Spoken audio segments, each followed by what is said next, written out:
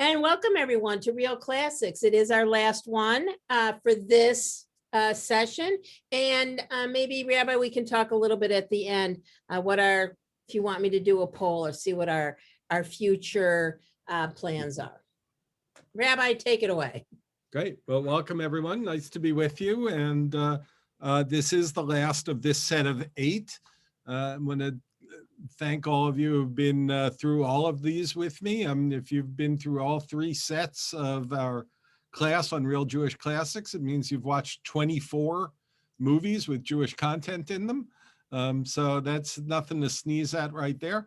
I can tell you I have at least 16 more, but that doesn't mean we're going to start next week. We're going to take a little time off and see what happens in the outside world a little bit. And, but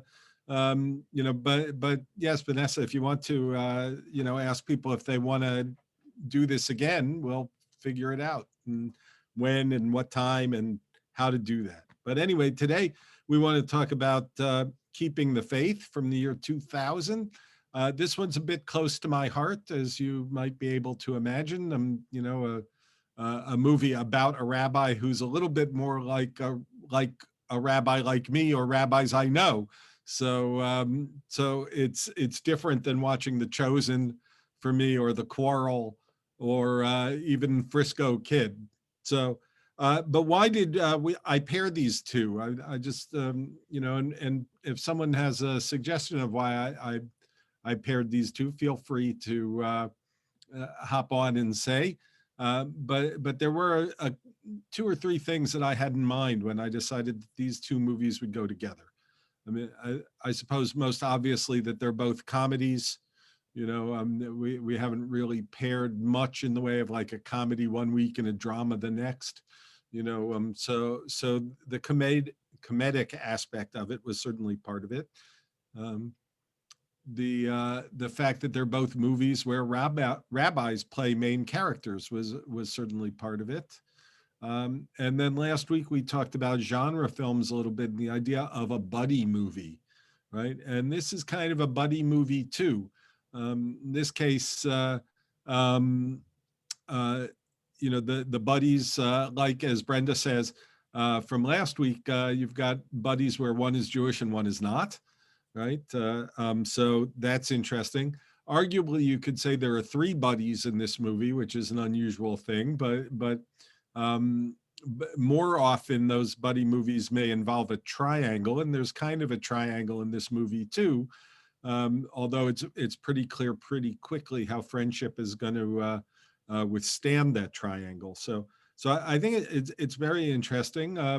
Parts of it feel pretty real to me, and for a rabbi in a congregation, it only takes one president of a congregation who doesn't like you to cause some real concern. Even among the great rabbis, I mean, there's a famous story about Rabbi Isaac Mayer Wise, who was serving a congregation in Albany, New York. You may remember Rabbi Wise is kind of the founder of American Reform Judaism.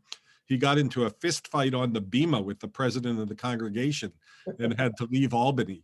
So it doesn't take more than a couple of people to really make a big difference in the life of a rabbi. So, and I was lucky enough that by the time I started my first real job as a rabbi, I was dating Seelan very seriously. But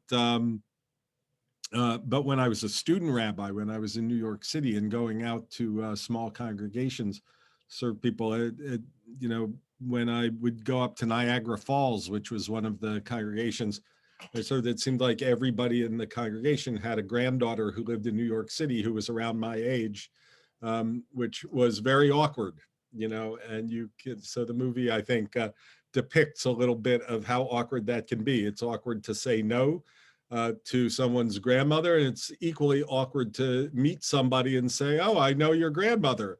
So both of those things are complicated. So I'm blessed in all kinds of ways that by the time I got to Washington, D.C. in my first full-time congregation, I was in a serious relationship. So I think this is a really interesting movie in a lot of ways. This is the first movie that Ed Norton directed. He's since directed another movie, which is also quite interesting. I think his character in Motherless Brooklyn is actually Jewish, which is interesting. Um, he grew up Catholic, although I did find a quote of his where he says, I grew up an honorary Jew. He said, if you go to more than 10 bar mitzvahs, you get an honorary Jew certificate. I went to at least 10 in 1 year. Says, I was drunk on Manischewitz half of 1987. So, there is something interesting in the casting of this movie. I think there's an interesting mix of Jews and non-Jews, of people who have. I'm not sure how much weight to put on all this, but just looking into the biographies of some of the actors who are in this movie. So of course, Ben Stiller is very familiar. I don't have to tell you much about him, I'm sure. But you may remember who his parents are, of course, Stiller and Mira, who made a career in some ways out of a Jewish Catholic marriage, right? And talked about that often on stage. And so this kind of a mix of faiths is an interesting aspect of this. Jerry Stiller just passed away in the last year or so. I actually met him in New York City when I was living in New York. Um, Friends of mine were at New York University Film School and doing student films, and I would occasionally help out, holding lights and things like that.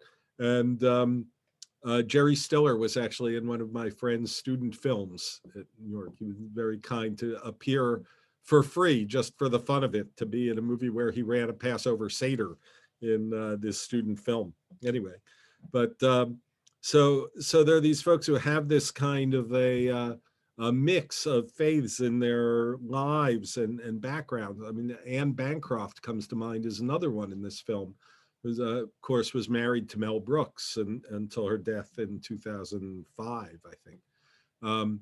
So she was also, a Catholic who was steeped in Jewish tradition. She was actually her birth name was Italiano, and changed to Bancroft in Hollywood. We may not think about her in the same category as some other actresses who received a lot of accolades, but she was nominated for 5 Oscars in her career. She's a 5-time Oscar nominee. She won only one. That was for the first one she was nominated for, which was The Miracle Worker. But she was nominated in the 60s, 70s, and 80s for Best Actress awards. There was just on Turner Classic Movies, I just watched one of the other movies she was nominated for I'd never seen before, called The Pumpkin Eater, which was actually very touching. She was nominated, of course, for The Graduate, and then in the 70s nominated for The Turning Point, and for in the 80s for Agnes of God. So really a fine actress, but I think an interesting choice in this movie, in part because of the that sort of Jewish Catholic dialogue in her own life, right? The actor mentioned, Vanessa was talking about Eli Wallach when I came on board. Eli Wallach was of Jewish descent. His parents were Polish immigrants, and he lived to be almost 100 years old. But the neighborhood he grew up in New York, his was the only Jewish family in an Italian neighborhood. Now, I don't know if this actually came up in conversation in casting or anything like that, but I suspected maybe it did, and that in casting this movie, Ed Norton was looking for these kinds of folks who might sort of know, either cross boundaries or know other cultures, right? And hold their own in other cultures. And I think that that's an interesting thing. You may recognize a lot of people in some of the smaller roles in this movie. I mean, there's some, some people got more famous after this. Some are just those familiar faces that you've seen 1,000 times and don't really maybe even know their names, like Ron Rifkin, who plays the president of the synagogue, who doesn't care for the way the new rabbi is doing things. I mean, that's a guy who's been in if you look him up on IMDb, there's 1,000 things that he's been in.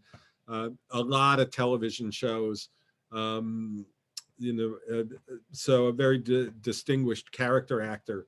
Holland Taylor, who plays the mother of the television news correspondent that he goes on a date with, right? A double date. Holland Taylor is very well known for a number of the movies and shows she's been in. Among other things, been nominated for Emmys. She had a recurring role in 2.5 Men. So some folks may remember her from that. And she was nominated for an Emmy 4 times for that. She was nominated just this past year for an Emmy for a miniseries called Hollywood, which was fairly interesting. And she had a great role in that. The actress who plays her daughter, Rena Sofer, again, has a million different credits. She's been in a number of daytime soap operas, but she's been in, guest starring on countless television dramas, over the years. Started out as a model. Her father is actually a rabbi in California. So, again, does that have to do with her casting in this movie? Maybe yes, maybe no, but it's kind of a way of, she feels some connection to a role like this. Certainly, daughter of a rabbi, she's a Jewish actress and model. Who else should I mention? I mean, there's just faces that are familiar here. Lisa Edelstein, who plays the other young woman that he goes out on a date with, the physical fitness fanatic, who is clearly not his match. She had a regular role in the TV series House, for those who may have been fans of that. She's currently, if anyone watches the Kaminsky Method, she's got a recurring role in that show with Michael Douglas and Alan Arkin. So very interesting actress in her own right. So a lot of these people have had considerably bigger parts. One of the things I like about this movie is there's a sort of like the one we watched last week. There's a kind of an episodic nature to it, and every actor or actress in this movie kind of gets their own moment in the sun, where they get to say something useful to the plot, something important. There's some good stuff. I put up Susie Essman. Right, is in Curb Your Enthusiasm. It's a very small part in this movie, but she's also a stand-up comedian. There's so many interesting folks in here. I've got to mention 2 more. I haven't mentioned Jenna Elfman at all, so I'll get to her in a minute. But 2 of the smaller parts, I've got to mention Brian George. He plays the bartender, right? So who appears early in the movie and then again late in the movie. You may be a little surprised if you don't know Brian George. I mean, you've probably seen his face in a lot of movies too. I mean, he is a character actor in a lot of things. He was born in Jerusalem. His parents, he's Jewish, his parents are, but they are Jews from India. So he was born in Jerusalem. He spent a lot of his life in England growing up, but he is of Indian Jewish descent, having been born in Israel. So a very interesting character actor who shows up in a lot of things. You'll find him in stuff from every now and then. And the other one I have to mention who has a lovely little scene is Milos Forman, who's probably better known as a director, I would say, than as an actor, although he does have acting credits to his name, but he is among other things, the director of One Flew Over the Cuckoo's Nest, for which he won an Oscar for Best Director, and for Amadeus, which I think he may have won a second one. He is, I believe, of Czech. He's of Czech descent and came to America. I think he functions as a kind of a father figure, as Father Havel, in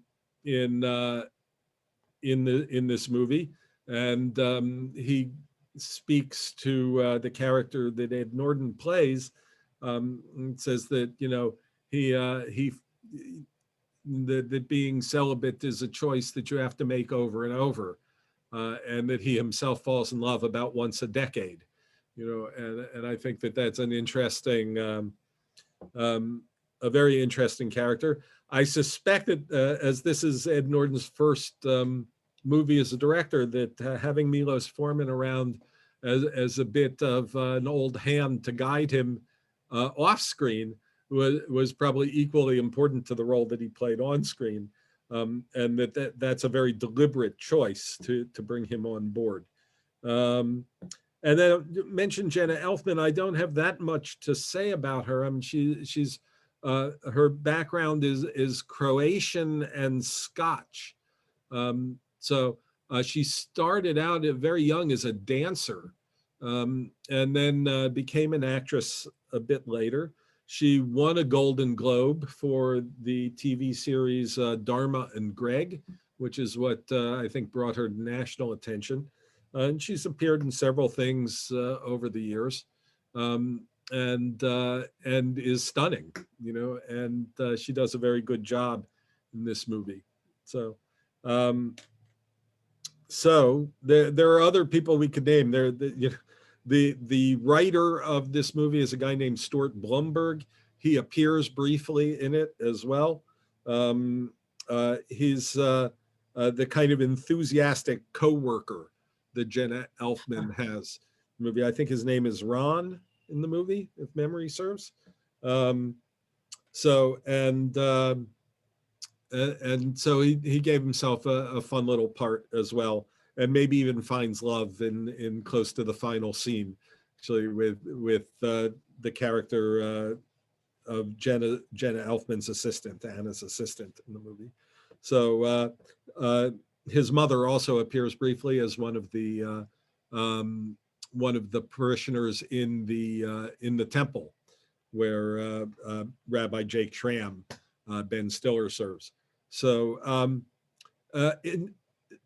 so other kinds of connecting things that we're thinking about: Ed Norton and Stuart Blumberg were roommates at Yale. So so Ed Norton, of course, stars in and directs this movie from a screenplay written by his Yale roommate, which is no doubt why they look down on Harvard men in one scene. But Ed Norton is a fantastic actor and has shown himself to be a good director as well. I mean, he's been nominated 3 times for Oscars, starting with where most of us probably saw him the first time was a movie called Primal Fear with Richard Gere, where his Southern accent is so authentic that he actually told the casting people that that's where he was from, and never stopped using that accent until they cast him. So only later did they find out that he's actually, I believe, a native New Yorker. He was also nominated for a movie called American History X, and more recently for the movie Birdman. So so there's a lot of great folks in this movie. I want to mention the music a little bit. There's a lot of terrific music in this, including there is a soundtrack album of this. The movie begins with a song sung by Tom Waits. I'm not sure if anyone on here is a fan of Tom Waits, but a song called Please Call Me Baby. But then there's also a couple of songs in here by an artist named Peter Sallet, who was also a Yaley along with Ed Norton and Stuart Bloomberg.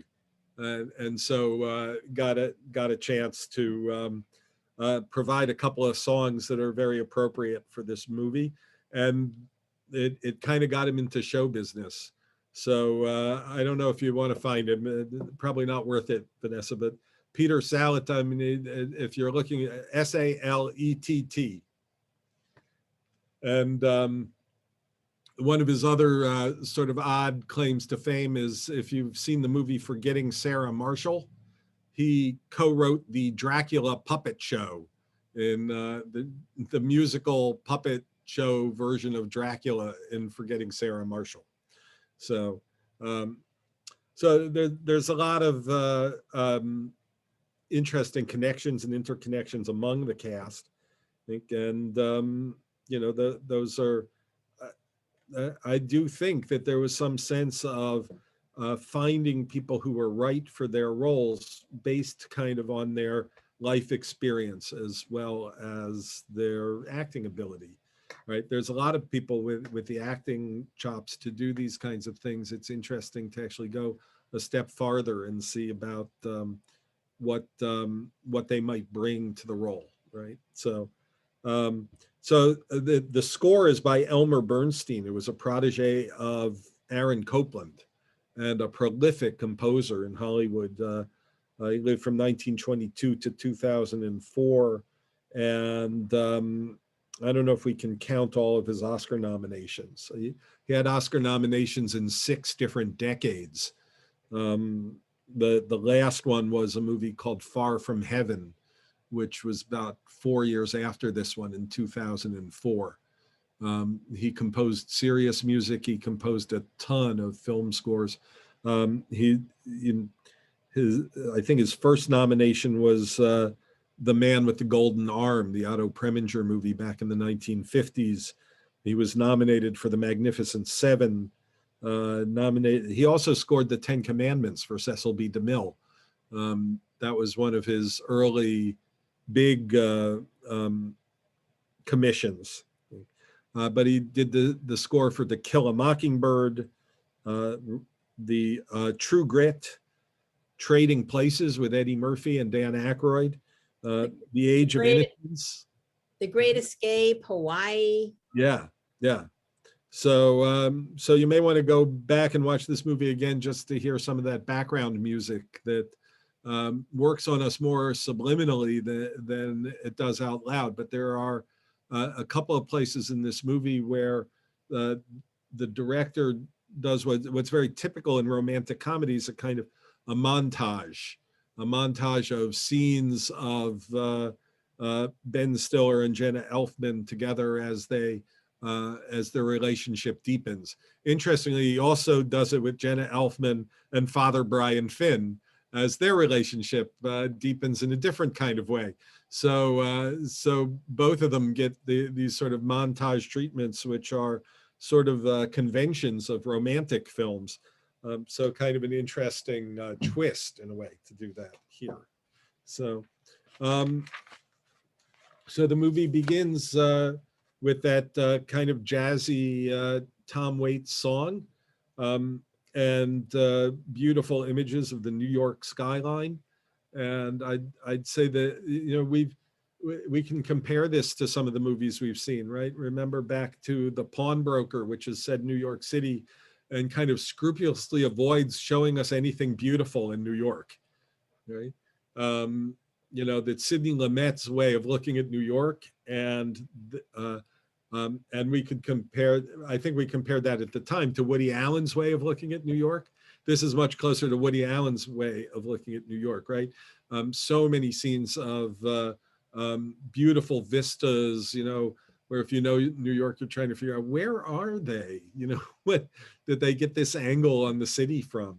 And of course, the movie was made in 2000, so it makes it one of the last movies to have the skyline, including the World Trade Center in it, which who could have known at the time that would in itself bring pathos to a scene, right? But and so New York, in a way, is a kind of a character in this movie too. And there more than once that I think Jenna Elfman brings it up, says to come back to New York, right? You forget, I've forgotten how beautiful it is and how it makes everything else look less than that, right? So, which is, I think, sort of a metaphor for looking at somebody differently, looking at them in a new way.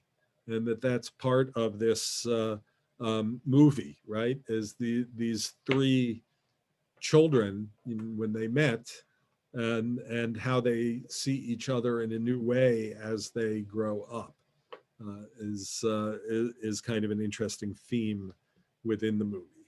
So, I was watching for the World Trade Center, knowing that it would be there, and it's almost poignant.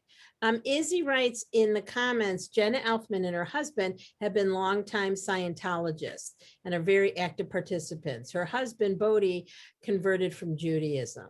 And Barbara Turek said, I'd forgot that. Yeah. Bodhi Elfman. Now, look, he may have been born Jewish, but if he was given the name Bodhi, his parents were thinking about something else at the time too. So I don't know, but Bodhi comes from Buddhism, right? It's the Buddha is enlightened at the Bodhi tree, Bodhi. His brother is a guy named Danny Elfman, who is a well-known composer and movie, does a lot of movie scores as well, including movies like Beetlejuice. So their current biographies don't mention, on IMDb and places don't mention Scientology, but I'll take your word for it. Wikipedia. Yeah. Wikipedia. So, okay. So, but as I said, I'm guessing that at least one of his parents was a Jewish Buddhist when he was born. And that's how he got the name Bodhi Elfman. His slightly older brother, Danny, as I mentioned, is a musician. He was in a new wave band called Oingo Boingo back in the day, and has written a ton of very bass-heavy, propulsive movie scores over the years. A good composer. So, Bodhi Elfman actually plays a small part in the movie too. I just, as strange things happen, so he was cast as, I think in the credits, he's just called Casanova. In the last scene, we find out that Casanova is named Howard, right? The guy who's always making love to his secretary, I guess, in the other building, right? Is played actually by Jenna Elfman's husband. So, that's a weird piece of movie trivia for you. But I do think that there's an interesting thing going on in this movie about faiths, mixing faiths together in terms of just being fascinated by each other's religions, which is how they describe the two boys. You've got the scene where the young priest before, this before seminary when they're in 8th grade, I guess, right, is trying to teach his Jewish friend how to do the cross. And the movie has a little bit of animation, and you get all sorts of things. He can't quite get the shape of the cross. Ends up at one point with, I think, a self-portrait of John Lennon that John Lennon drew. So there's a lot of little touches in there, but their sort of love for each other and their friendship is very potent and very powerful, and perhaps best exemplified by even when they're mad at each other, his priest friend gives him the last card he needs in his Heroes of the Torah trading cards set. So those particular cards are not real, but actually if you visit a good Jewish bookstore, you'll find that there are indeed Heroes of the Torah trading cards. It's just that these particular ones I think were mocked up for the movie, not the actual cards. Ed, you have your hand up? I did. Where the young priest teaches Stillman how to cross himself, he got it a little bit backwards. Yeah. He said spectacles, testicles, watch, and wallet, but it was always spectacle, testicles, wallet, and watch. Okay. At least that's the way I learned it. I don't know. Thanks. I have no idea, but it's an interesting, it's a lovely little scene, right? Yeah. Yeah, there you go. Some Torah cards, right? That's, they're not as spectacular as the mock-ups in the movie. So I think that they decided to make it a little more interesting. So what are you on eBay now? But not unexpensive, $30 for 24. Yeah. So. Well, so yeah, I guess they're collector's items. And then, of course, as they grow up and become a priest and a rabbi, we get these sort of parallel cuts between them at the start of their tenure in their respective places, where there's just a handful of people sitting in the pews, in the chairs, and then and then of course, as the movie says, the word gets out that there's a new kid, a new act in town, and it goes from a few people to a full house. I wish it was that easy, but the movie makes a case for it, I think, right? It's right. I was going to say the hardest thing for me to believe is they got the money to open that the social club, because I think that's a genius idea. So. Yeah. So so there are some things in the movie that certainly if we wanted to talk sort of insider talk of synagogue life or church life, we have Meredith on the call. I'm sure there are things that you could add to the church life part of it. But yeah, so the hardest thing to believe is that things like gospel choir just shows up in the back and nobody on staff except him knows about it, right? Those things don't really happen. You might bring in a gospel choir like he does, but not without some conversation with the cantor and the other rabbi and other folks. So when the cantor gives him the stink eye when they come in, I thought that's a real cantor, by the way. He just retired last year. His name, and he was listed in the credits as a technical advisor, Raphael Frieder. He was the cantor at Temple Israel of Great Neck for 20-something years. And he also taught cantorial students at the Jewish Theological Seminary in Upper Manhattan. So he was the technical advisor. There he is. So as I say, just retired, I think in 2020. And there was also a rabbi who is mentioned in the credits as a technical advisor, a guy named Hillel Norry, Norry, who I have not met, but looks like he was he's a good role model for the Ben Stiller character in the year 2000. On his website, he talks about he's a black belt in karate, and he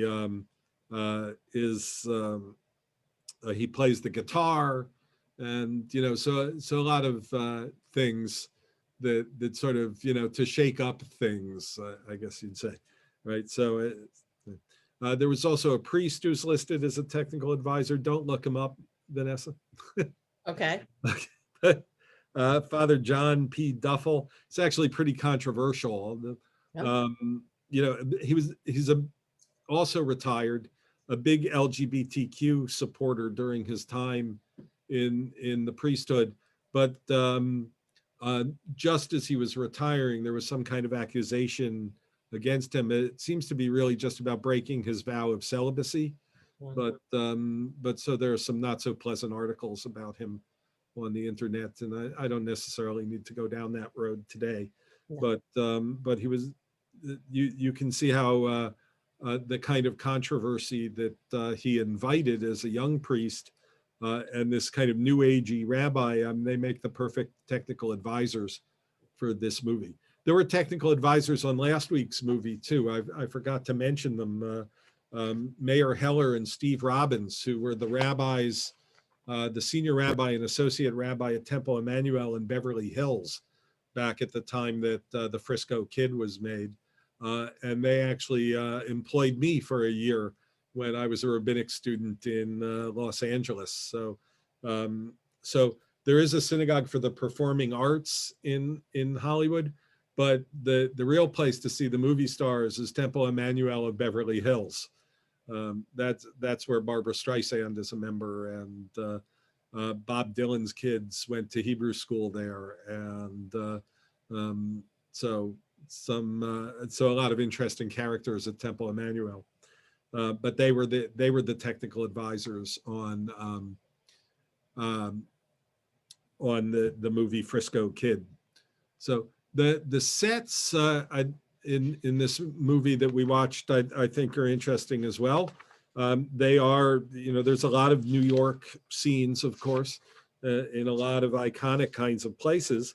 There is the Church of the Ascension is the Catholic church that they're in.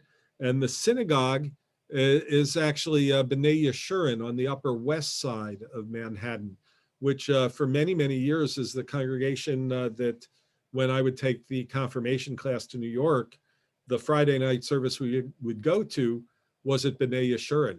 And the story of B'nai Yeshurun is a little bit similar to the story of the synagogue that Ben Stiller comes into, and B'nai Yeshurun was there's a view of the sanctuary and the exterior of B'nai Yeshurun. So it looks kind of familiar from the movie. So the scene at the beginning where there's only a dozen people in the sanctuary to the scene where it's very full is really reminiscent of what happened to Congregation B'nai Yeshurun in the late 1970s and 80s. So around the time that I was living in New York and going to rabbinic school, they hired a new rabbi who actually came from South America, from Argentina.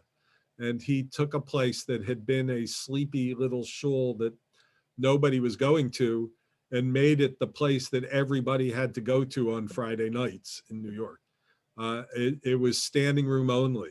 It was, and people sang and they danced and it was a really, very vital, very young, very hip New York scene when I was there in the early 80s. And so I think some of the story to this movie may come from some of that actual experience. So Meredith, you have your hand up?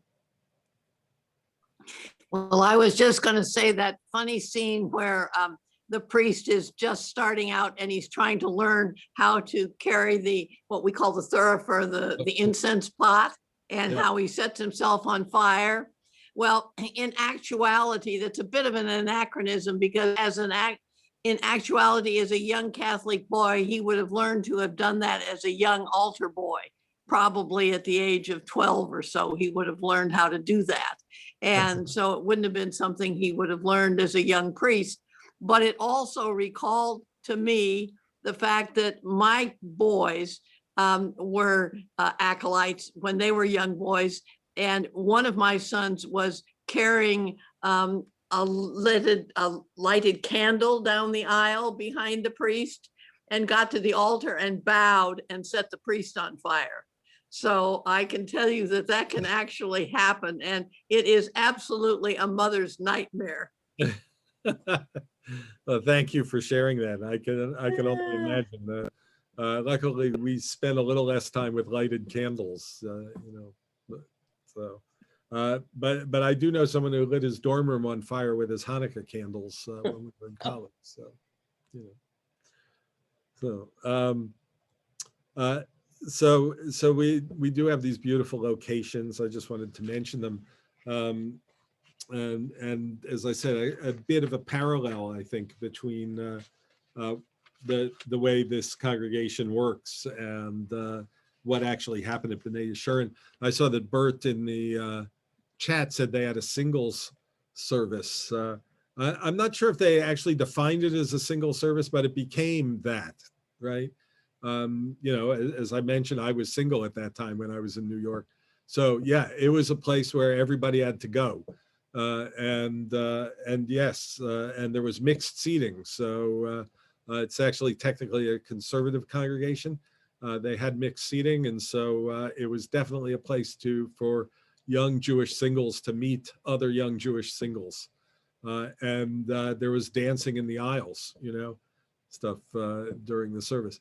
One of the things that they did, and this is something that's relatively New York, relatively singular about New York, is that they brought in these world-class musicians to just be the regular band on Friday nights. You know, people who were in between gigs on Broadway, you know, in between Broadway shows would come. And so the Cantor had this rotating cast of musicians. And so you never actually knew who you were going to hear. So because, you know, somebody might have a gig that night. But yeah, so you'd go there one week and there'd be cello and you know, other stringed instruments, and you come back the next week and it was all horns, and you know, it was just it was not quite luck of the draw, but you really had this incredible difference. Izzy? Yeah, it was B'nai Joshua and my sister-in-law in New York took me there once. They outgrew their synagogue, and didn't they move to a church? The church was their new home. They covered the crosses on Friday night when they had services. People were dancing in the aisle, and it was like no other synagogue I had ever been in. So they did outgrow their sanctuary. They didn't get rid of it. They didn't get rid of the, but they moved their services they to actually a church. had usually more than one service going on a Friday night. So there was one going on in the main sanctuary that was full, and one in another building that I guess may have been a church building. It was a church, and you saw the crosses covered. Yeah. And in the building, but I was there, and it was the most different, joyous. There were Argentinian rabbis, and I remember dancing down the aisles. It was different than any other synagogue I had ever been in. Right. And my sister-in-law, who never went to synagogue, would go every single Friday night. It was mocked. So like everything else, it's somewhat cyclical. So as I said, I used to take the confirmation class there every year.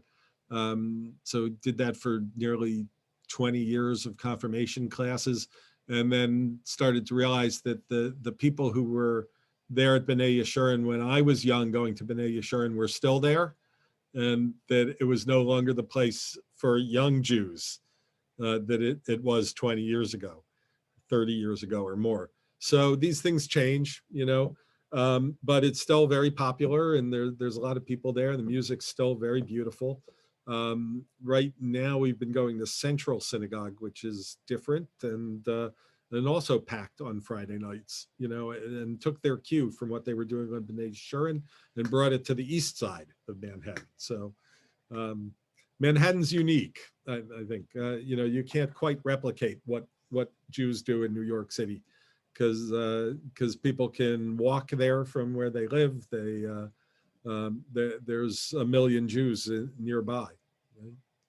So, thoughts about the movie? What else did you guys see, or things that you want to mention?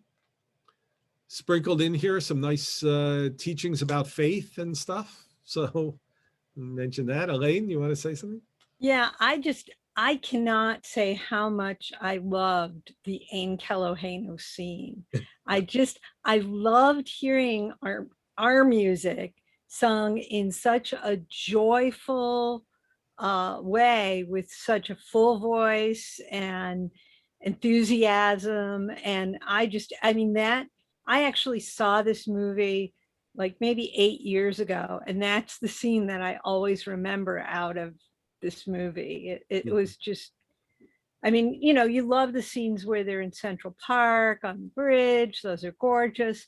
But having that choir singing Ein Keloheinu, it's like, oh yeah, we need to do this. Yeah. Well, I think you were on our call last Friday night when we had something like that. Yeah. Oh, that was great. Yeah.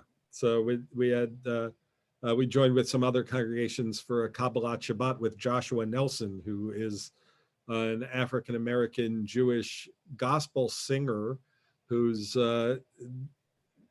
turned the Jewish prayers into gospel songs. He was awesome. Alice? Yeah, I was just going to comment on some scenes that I loved. One of my favorites was Brian at the bar talking to the bartender. I thought, I don't know if they ad-libbed any of it, but it seemed very natural. They were hysterical. I thought they were really good. I just want to make one other comment. I thought it dated the movie, but I thought it was interesting about the emphasis they put on Anna's cell phone, because that was 2000. It was just, they used it, I think, to show how much of a workaholic she was and all that. She couldn't live without her cell phone. And I think now so many people are like that. I mean, it was interesting because this movie, it made it seem like she was out of the ordinary, but now I think that is the ordinary now. Right. This was, what was the year again? 2000? 2000.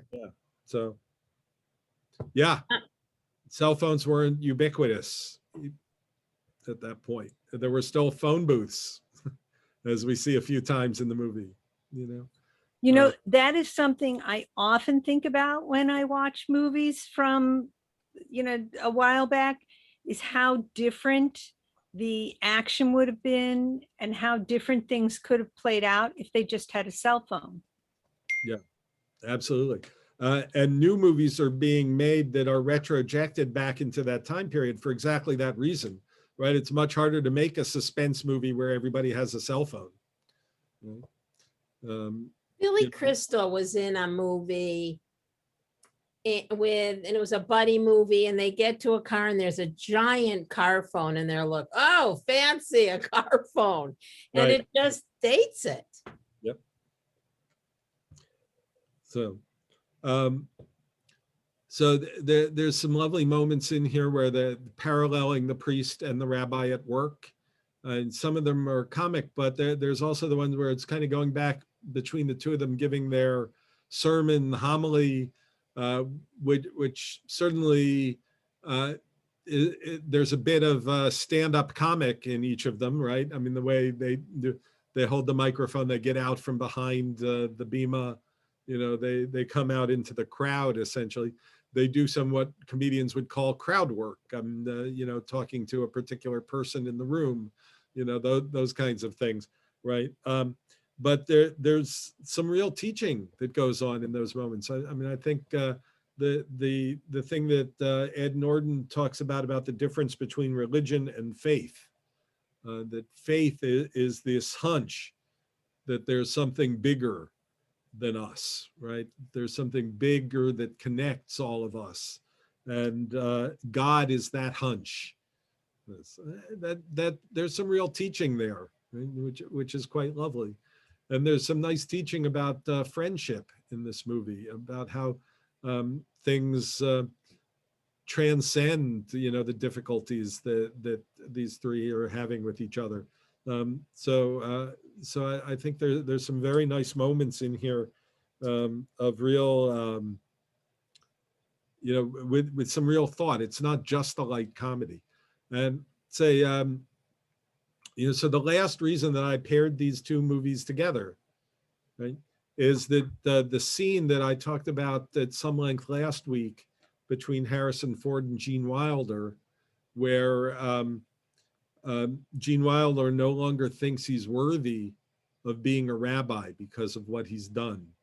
And someone else has to tell him, right?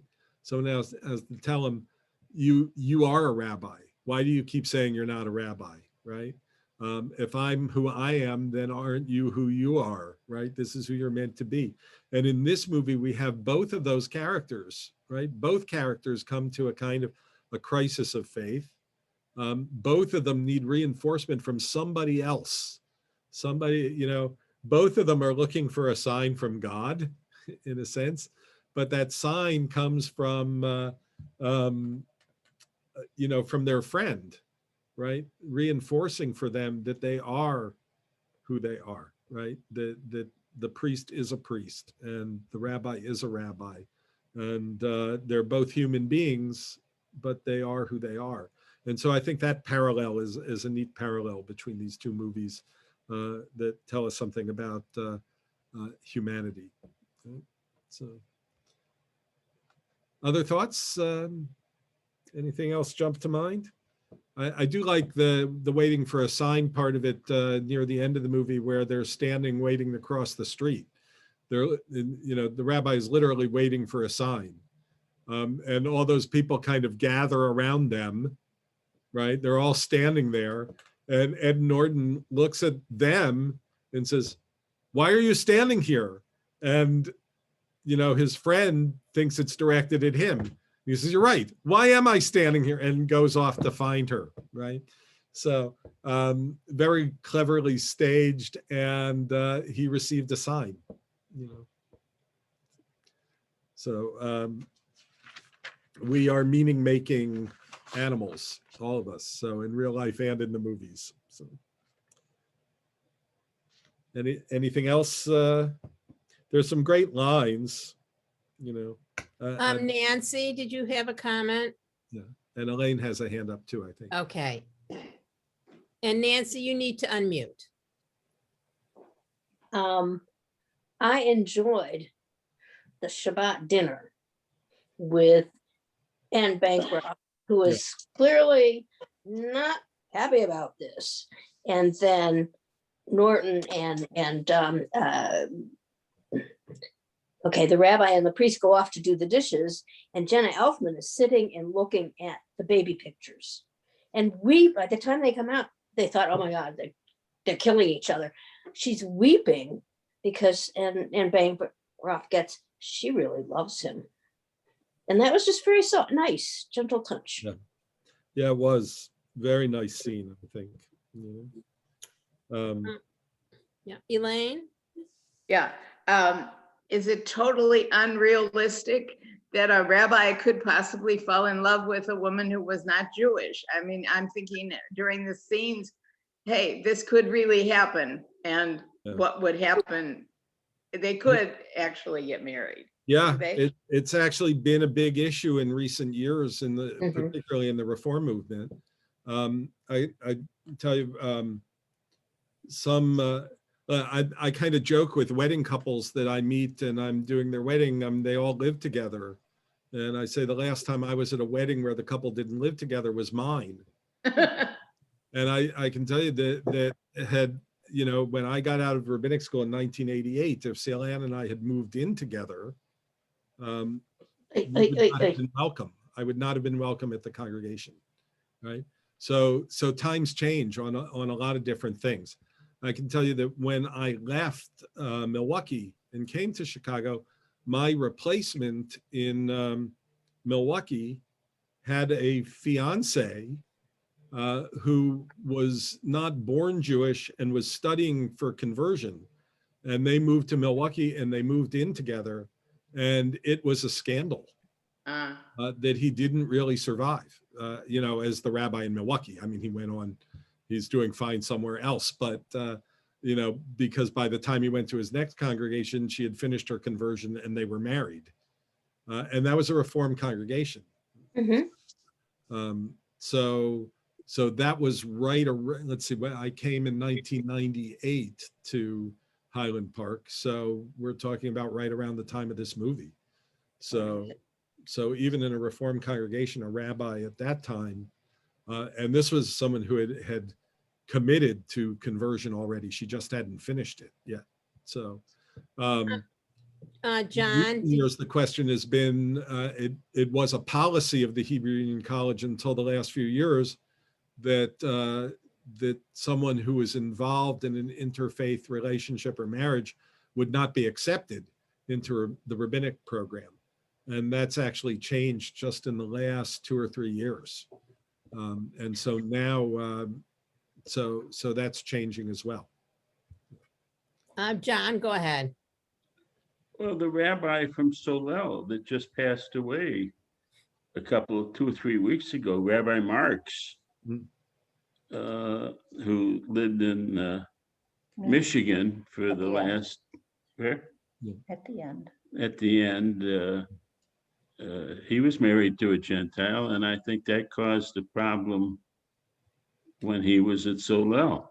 Yeah, I don't know if that was the reason. There's probably some older timers on here who might know more, but a lot of times it's not just one thing. When a community and a rabbi don't mesh, I mean, you know, it's not just one thing, but certainly it was a much bigger issue historically speaking than it is now.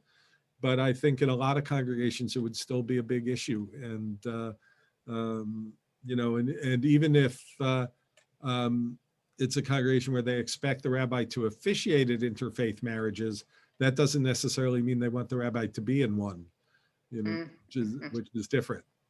So They had a Christmas tree. yeah. The history of the Christmas tree is a very interesting one, which probably beyond the couple of minutes we have left. But Elaine, thank you for asking the question, because very worthwhile point to think of. But as of now, the Hebrew Union College accepts students who are intermarried or in interfaith relationships. And also same sex, right? Yes, yeah. So, And Jake, I think actually one leads to the other in a certain sense. In the logic of the college started accepting gay and lesbian students in let me think about this for a minute. 1983, I think the first openly gay student was accepted into the school.